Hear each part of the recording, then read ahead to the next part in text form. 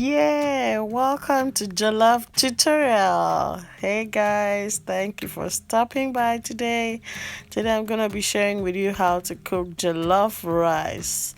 Jollof rice is a rice dish that is made by many African countries, and it's a very delicious recipe, and I'm going to take you step by step today on how to make this delicious jollof rice. Okay, if you haven't subscribed to my channel, please do so by clicking on that subscribe button and hitting the notification bell. So today we're going to have some rice. This is 5 cups of rice that I'm going to use for this recipe. Okay, I'm using long grain rice.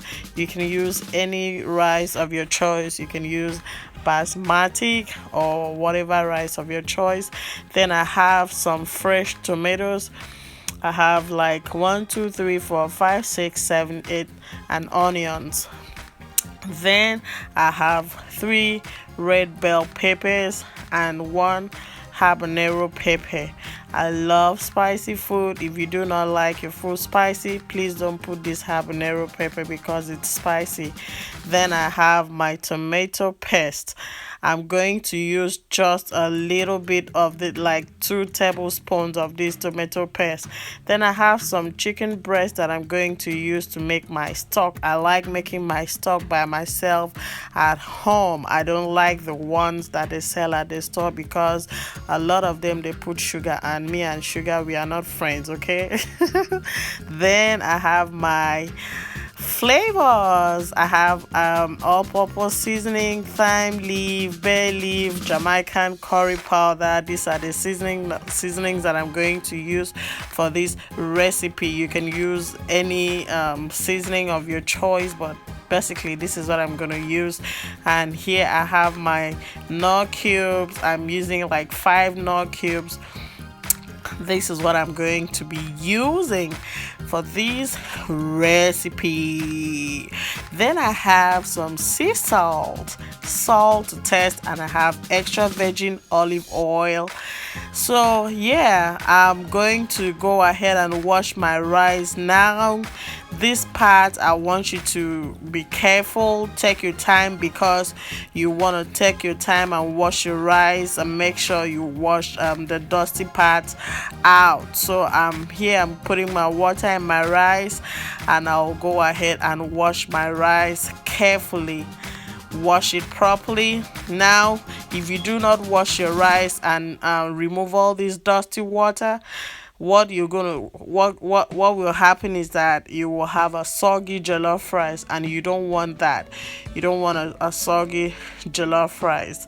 You want a fluffy jollof rice. But if you like a soggy jollof rice, yeah, you can skip this part and just wash what you can.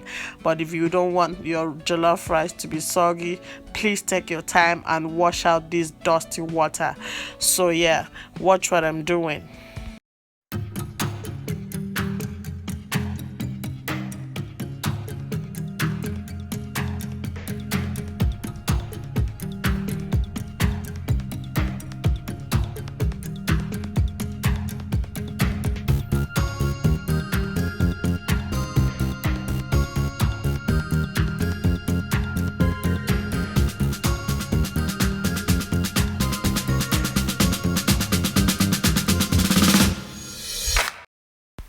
So you can see that my rice water is clear. This is what I was talking about after washing it for a couple of times. So I'm just going to drain out the water and set it aside for later use. So here I'm putting my knorr cubes in my chicken breast, and I'm going to add some chopped onions. I'm going to add some habanero pepper. I'm adding salt now. I'm going to add my habanero pepper, and I'll go ahead and stir it. I am not adding any water the first 2 minutes that I'm going to cook this chicken, because the chicken has water in itself. Okay, so I'm stirring it, and I'm going to add my all-purpose seasoning.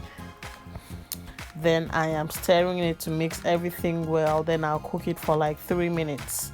So after 3 minutes, this is it, and I'm going to stir it like you see me do. I'm stirring it. To why I did not add water was because I wanted the chicken to absorb the seasoning, okay, so that it to be tasty. You want the chicken to be tasty, okay? All right, so I'm going to go ahead and just stir it, but I'll add some water now. See, I'm adding some water. The water is just gonna be just above the chicken, because you don't want to add a lot of water. You add a lot of water, you will lose the taste. So I'm going to cook it till it's soft. Then I set it aside and drain the water out. So here is my fresh tomatoes and my pepper, red bell pepper. I removed the seed. You have to remove the seed before you blend it, okay? And my onions, I cut them. So here I am going to go ahead and blend my pepper, onions, and the tomatoes. I'm just putting everything there in my blender. Blend it till it's smooth, very smooth. Then set it aside. So here I heated up my oil. I'm pouring my chopped onions inside. Yes, but my oil was like half a cup of oil. Then I'm putting my tomato paste in here. Like I told you, I'm using 2 tablespoons of this tomato paste. Now this is optional. If you use red bell pepper and fresh tomatoes, I think that is okay.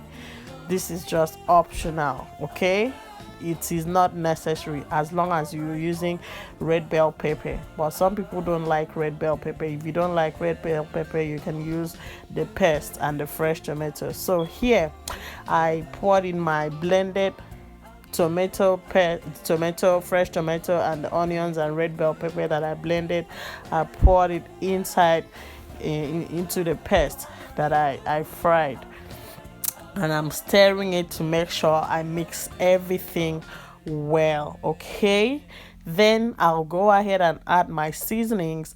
You see, I put my curry powder, my 3 bay leaves, my thyme, all-purpose seasoning, okay? So I will go ahead and stir it and mix everything well and let it cook.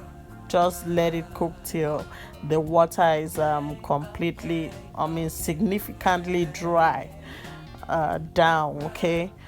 Then I will tell you what else to do. So yeah, after cooking it for some minutes, this is it. The water is significantly dry, and I am adding my chicken stock. This is what I'm gonna be using to cook this jollof rice. No more water except this chicken stock. So I'm stirring it to make sure I mix everything well. Mix everything well, okay?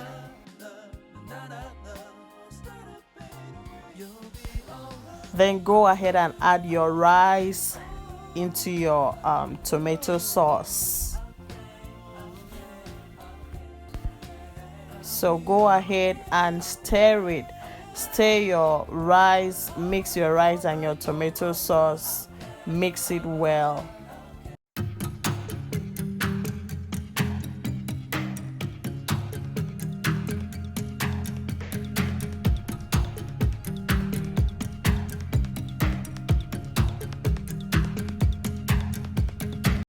So I'm adding some salt and some knorr cubes to my sauce because the taste wasn't good enough. So if you test it and you still need some salt and some knorr cube, you can put it. But if you don't need it, you can leave this part. Skip this part, okay?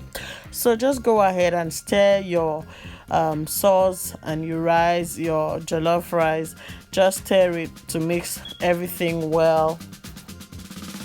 The next step is that we are going to cover our pot and let it cook for 40 minutes on a low heat.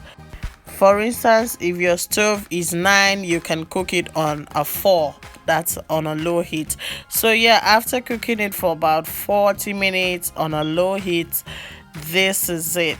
This is what our jollof rice looks like. So I open the pot and I'm just going to stir it gently, just gently. You can see here it's soggy, but yeah, don't worry about it.